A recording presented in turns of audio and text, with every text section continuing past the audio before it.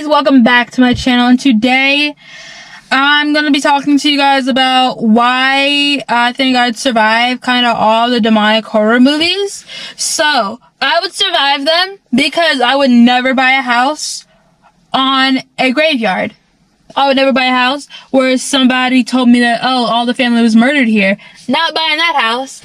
I mean, I can't even say that. I honestly might. Actually might. It depends. I'd probably have to, make sure no dead bodies are still there or anything. But yeah, probably would. And so, basically, I just would never do things. I see these horror movies. I'm like, why? What possessed you to do that, you know? So I wonder what possesses people to do these things. And I always get my answer. And my answer, I always get, the answer, I wonder. And I'm like, yeah, I'd survive that. It's I can tell you the amount of horror movies I would survive purely based because I would never be in that situation in the first place. You're not gonna catch me trying to summon nothing. I'm not gonna be trying to summon anything, actually, though. I'm not gonna be using a Ouija board. I'm not going to be going to an abandoned hospital, church, none of it. I'm not going anywhere abandoned. I can promise you that. I'm not gonna go anywhere abandoned. I'm not gonna open some little random tomb. I'm not doing that, you know?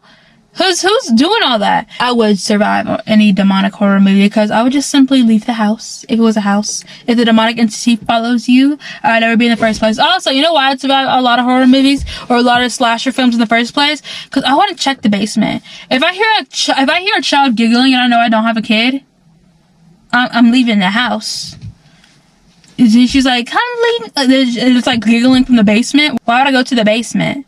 At that point, I'm getting all my weapons, I'm getting my money, and I'm getting my car, and I'm driving away. I'm going so far. Cause what do you mean? Do you wanna come play? I'm not doing that. Who is? Not me. You wanna come play? No. Let me out of the basement. No. Y'all seen that movie Out of the Box? It's like Don't Take Your Eyes Off the Box, whatever. It's a short film. Let me look it up real quick. The side of the box, right? Now, one thing I can most definitely tell you, me personally, if you come up to my door and I already don't like you, I'm not opening the door. Because one thing about me is you're not going to show up unannounced. That's what we're not doing. We're not showing up unannounced. So y'all got nothing else to worry about. Since I am not showing up unannounced, then you're not, so you're not getting the door open for you anyways. Cause I really thought of other side of the box when I thought of this video idea, the first time I thought of it. I had this in my notes for a week though. So I really thought of, out of the box. And I thought why I would have actually survived that. Because if you gave me that box, first of all, I wouldn't even open the door for you. Cause what are you doing showing up unannounced, you know? Not a call, not a text. We're not doing that. And then, next up, I would also survive that just because you couldn't just give me a random little box and then, you say, don't take your eyes off that box. And then, you know what was worse about it? Is he left her alone at the house with the box and he couldn't, then he said, don't go back to the house, don't go back to the house. Why'd you go back to the house? I wouldn't go back to that house. I would just have to, you would have just had to go, dude would have just had to go on to wife number 2. I would have just had to go on to husband number 2, I guess, because or being a widow, because I'm not doing that. I can promise you that. I'm not going back to the house. You just said don't go back to the house. You shouldn't have left the house. Then you're like, I'm leaving. I already left. Don't go back. You told me not to go back. I'm not going back. So the fact you went back proves that maybe that's just at a certain point in a movie is just natural selection. You would not believe the amount of horror movies I've watched and slasher films I've watched where they're so dumb. At that point, I'm just like, you know what? I'm rooting for the killer now. I'm rooting for the monster now.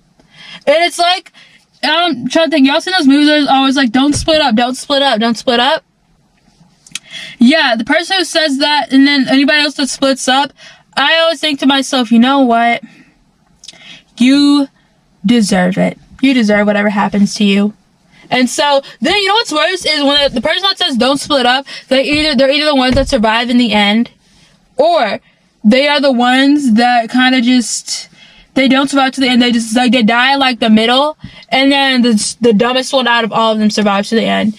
And it makes me angry. Because it's you didn't deserve that. You did not deserve that victory. You did not deserve it. Because now, these guys are dead. All because you were no, don't be a little rat. Just do this, whatever. No! No! Why can't y'all just Why can't you just not go to abandoned places that are known for like haunting? And I'm like, I hate this. I hate this. You should have never made me do this. You're the one that peer pressured everybody into doing that in the first place. What are you talking about? Go sit down. Please go sit down. But that's it. That's why I'd survive. Because I would not be doing something dumb as that. I would not be as dumb as them. If I got into a horror movie like that, it'd be by accident. It would be by accident, 100%. Yeah. That's it though. If y'all enjoyed this video, make sure you like, comment, subscribe. I will see you guys in the next one. Bye.